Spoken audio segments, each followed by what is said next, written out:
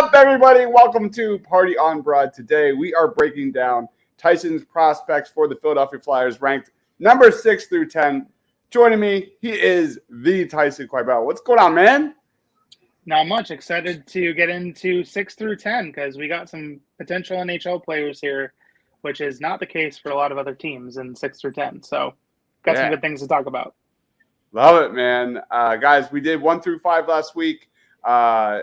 Make sure you go check that out. Some really fun prospects there, like Michkov and other like Gauthier. But today we are leading off with Bobby Brink here at number 6.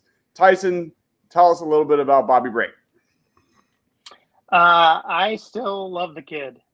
He's one of those guys we could talk about like Tyson Foerster, where it feels like we've been talking about him for a minute. But he has, I don't even know how to explain why I like him so much. I think it has to do with his draft year. He apparently scored a game-winning goal in overtime in the USHL with I believe it was a broken leg or a broken foot, something of that nature. And so you like the skill set, and then you're like, wait, you were able to push through that. And he had a really good college career at Denver, did really well in 2 seasons there before turning pro. And then since turning pro, it's been a little bit more of a struggle for him. And so I think a lot of people expected him to be close to a point per game player if he was going to make an NHL jump last year in the American League, playing for Lehigh Valley, and he wasn't. And so there's some question marks I think that people have about him. The main one is his size. In fact, Zach Benson, who was a 13th overall pick in this last year's draft to the Buffalo Sabres, some people were actually comparing them similarly and actually using that as a reason to say don't pick Benson. So there's still some questions surrounding that. I'm still pretty high on the kid. I think that he plays with a sense of pace and intensity. And I think that he has a strong skill set. I think that he could compete in camp for a roster spot. I don't think he'll make it, but it also wouldn't surprise me to see him getting some time with the Flyers at points this season, especially in a rebuild. What are some of his strengths and weaknesses? Yeah, the main strengths for him is going to be his ability to kind of play well in the offensive zone with his pace and tenacity with the puck on his stick. He has obviously a pretty high amount of offensive upside. There's a competitiveness to his game that you can't really teach. That's always fun to watch. Like, I feel like at some point it wouldn't take long for him to be a fan favorite if everything kind of comes together for him, because you just see his effort kind of push through all the time. When he was at Denver, he showed he had excellent hands, excellent one-on-one skills, could kind of create plays out of nothing. I think that's going to be less of a thing at the pro level. But in general, to me, he always seemed like a solid kind of middle six support player that can play 15 to 20 minutes a night. He's not going to be a liability. He can play on the power play. So that's like what I foresee him being. There's been some hiccups along the way, and we can get into weaknesses there. Most of that is injury related more than anything. Just that seems to be an issue for him. But if those things can kind of even out over time, then I think they do still have a very solid prospect on their hands. Love it. All right, let's roll on to number 7. We are talking about Helge Grans. Tell us a little about this guy. Yeah, he was involved in a trade with the Los Angeles Kings. He's a second-round pick from a few years ago from the Kings. He was ranked kind of at his draft year, a late first-round pick, early second-round pick. He fell to the second. The Kings took him. With him, what stands out about him, I call it these like flashes of like, whoa, this kid has like a really strong toolkit. So he has size. He can play physically. He has just a rocket of a shot. That's kind of a huge advantage to his game. He could play on the power play. He can play on the penalty kill. Like, you kind of see these pieces of the puzzle to go, this kid actually has a really strong skill set that actually should translate well to professional ranks. He's been playing in Sweden. I believe he will likely play in the AHL this year. And that's kind of like his strengths. That's kind of a little bit of background about him. And he is kind of a prospect. I think he would more project as like, I would call him like a 4-5 defenseman, maybe more. So like barely. So he could play second pairing minutes. He's likely going to be a third pairing if everything comes together for him. All right. What are some of his strengths and weaknesses, man? So his shot always stands out. That was a big one his draft year. It was just like he's got a rocket His overall like size and strength was really stands out. I think the biggest area of improvement for him can be decision making. So sometimes this happens with defensemen. A comparable I think a lot of is Philip Broberg on Edmonton. He played around 40 games for the Oilers last year. They have a similar toolkit. Broberg is a better skater, but for Broberg, kind of his issue has been trying to translate to kind of the NHL game is he can struggle in decision making. So there's a lot of times, especially defensively, where he's chasing the puck, where at times he's kind of getting caught in transition, where he might get caught flat-footed and someone might go by him.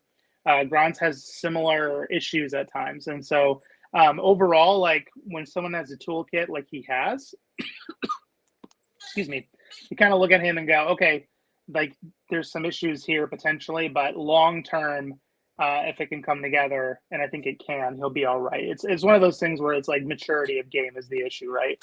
The more time he spends in the pros, the more minutes he gets, top four at the AHL level, the more likelihood that decision making will improve. So, all right, that is Helge Grans. Moving on to number 8, it is Carson Bjrnasson.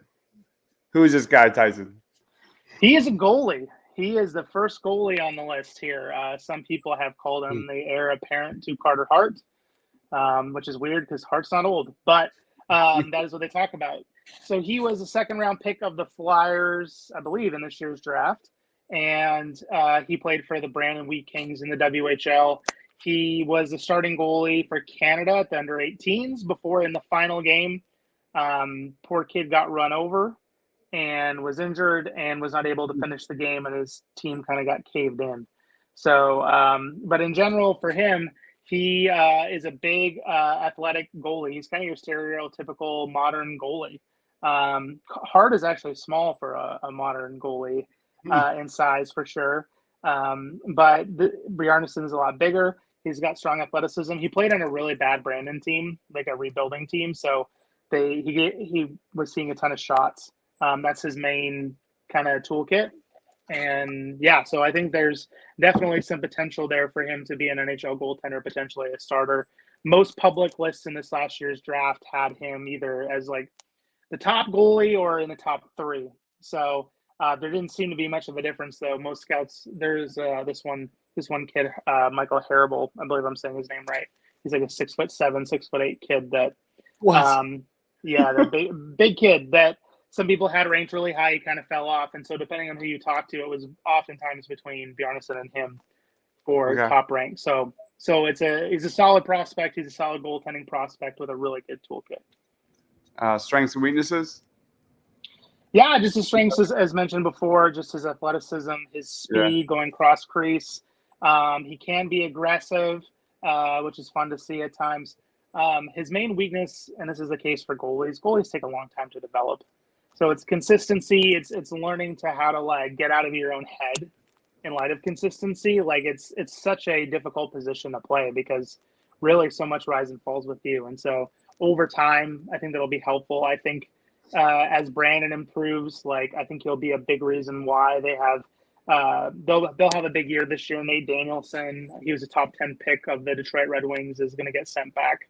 And will be a huge year for him. So there's some definite pieces there for Brandon to make a step, which means he will likely perhaps be able to work more on technical elements of his game and not just be in constant survival reactionary mode like he was last season. All right. I believe we're sticking with the goalie theme here. Heading to number 9, it is Samuel Ersson, man. Who's this guy? Yeah, so Flyers fans will probably recognize the name because he played some games last year. When there was injury, and he is from Sweden, a highly athletic goalie. So he had a few games with the Flyers and for Lehigh Valley where he looked like the second coming of Ron Hextall in terms of athleticism, in terms of competitiveness, in terms of how he was just fighting for pucks in a positive way. And so, he's a player that I think will actually compete for a backup role for the Flyers this year, potentially, depending on what they decide to do with, as we know, the Flyers are kind of in this interesting place where there's some thought about trading Carter Hart. That's quieted. Mm-hmm. We'll see what happens there. Cal Peterson, who they pulled up from the Kings, had a really good rookie year. and just fell off the face of the planet last year. So I think that there's room for Ersson to make the club, and he's a name that I think Flyers fans will hear at some point next season for sure. All right. That is Samuel Ersson.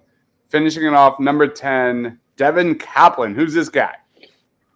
He is probably someone that Flyers fans aren't as familiar with. So he was a draft pick in last year's draft, and he is a big kid. He's 6'2". I believe he comes in around 210-ish, plays NCAA and Division I, and he put up just under, I think it was like 29 points-ish, so about 40 games, which is really good for a freshman. So he is kind of the king of size, physicality, and what I call transition game, meaning he's a very strong transition player. He's really good at moving the puck up ice. He's really good at creating space using his size.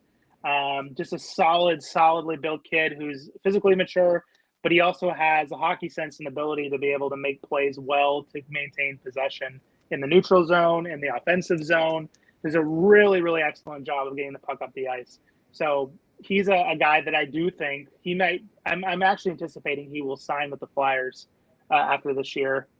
Cool. May see some NHL time later in the year. That wouldn't surprise me, especially if they're out of the playoff picture. If not, I think he will see some AHL time for sure next year. His main issue, like a lot of guys with his style of play, is just top speed. Like he is not. It's not that he's slow. It just means like that's not his game. I think of JD Greenway on Buffalo, used to be on Minnesota. You watch him play sometimes. If he's trying to like book it down the ice to, kind of be a support in a 2-on-1, he's getting left behind. But if he's got the puck on his stick and helping transition, he's smart enough he can get where he needs to go. And so there's definitely some comparisons there in game. All right. So that wraps up Tyson's top 10 Flyers prospect ranking. Number 1, no surprise, Matvei Michkov. Number 2, Cutter Gauthier. 3, Tyson Foerster. 4, Oliver Bonk. 5, Emil Andrae. 6, Bobby Brink. 7, Helge Grans. 8, Carson Bjarnasson. 9, Samuel Ersson. And 10, Devin Kaplan. My last question to you, Tyson. After Michkov, after Gauthier, who has the highest ceiling following those prospects? I think Foerster. Okay. I think Foerster has the highest ceiling, I think, as a top 6 forward. If not Foerster, then Bonk would be a close second. All right. Some guys, I think last call we saw some people saying he's going to be a star. And I could be wrong, but I just don't see the offense in him in the same way. Like I see him being a solid NHL player. Foerster, at least, he just has these moments, man, where he'll kind of break through and you'll be like, whoa, that was an unexpected gear. He seems to have that gear in his toolkit. So I think it would be Foerster. All right, man. Awesome stuff, man. Tell us, where can we find you, dude? You can find me on Twitter at Quibell Tyson, and I'm going to be doing some more writing here pretty quickly, especially as the season's sort of getting into gear here. It's a good year to keep track of the 2024 draft. I've been working on my rankings for that, if you're a Flyers fan. So keep an eye out for some of those things, and we'll continue to go through a prospect series as we go. Macklin Celebrini. Is that the guy? Is that like where does he rank with some of the guys that were drafted this year? Any quick thoughts? Yeah, last year's draft was so deep. It was the deepest draft since 2015. If anyone remembers the 2015 draft, that was McDavid number 1, Eichel number 2, Dylan Strome, which was a weird one, at number 3, but number 4 was Mitch Marner. And so if you went through, and that's just the top 4, if you go through, all those guys are solid NHL players, right? McDavid, superstar. Eichel just won a cup. Marner, one of the best offensive players in the league. Even Strome had a decent season last year. Like, he's a solid kind of second-line NHL player at this point in his career. In comparison, this year's draft was very, very similar. Like, some of the analytics guys were saying players that were the guy that went, like, 4th, right, with Will Smith. In most other draft years, he would go 1. So the guy that went 4 went 1. So this last year was such an anomaly. The fact that Michkov got taken at, where the Flyers took him later on, as an example, he would be the undisputed number 1 in this year's draft without question. Wow. So in terms of ceiling of Celebrini, it's not that he's a bad player, it's not that he's not going to be a potential number one center. I think he will be. He set U.S. Hockey League records last year. He's going to play, I believe, at Boston College this year. He will likely be a point-a-game player. I just don't think he's going to be at the ceiling of some of these guys that went in the top 4 and even Michkov this past year. So, again, you're still getting a really solid first-line player. Whether you're getting that next tier of star is still a question. We'll see how he does early on with Boston College. But one player to keep an eye on as well this year for Flyers fans that are watching, Michkov in games that they can in the KHL. Demidov, who is Ivan Demidov, is actually his line mate and teammate, and he is ranked in the top 5. Some people believe he could challenge for the first overall pick in this year's draft. Again, it's early. Time will tell. Russia's not able to play in international events, so he's another potential kind of drop. But he is definitely a player. He will stand out when you watch games in the KHL. So, and it might be kind of cool to see that connection sometime in the future. Future line mates, 17, 18-year-olds eventually making their Flyers debut. Maybe convince them to come over. Who knows? Together, all right. Yeah. All right. That is my man, Tyson. Thank you, everyone, for watching. Please be sure to like, comment, subscribe, all that fun stuff. Again, if you missed 1 through 5, you can check that here down in that description below. Follow my man, Tyson, on Twitter, @QuietBallTyson. I am Dives, Mr. Crockpot, for Tyson, for myself. Stay awesome, everyone.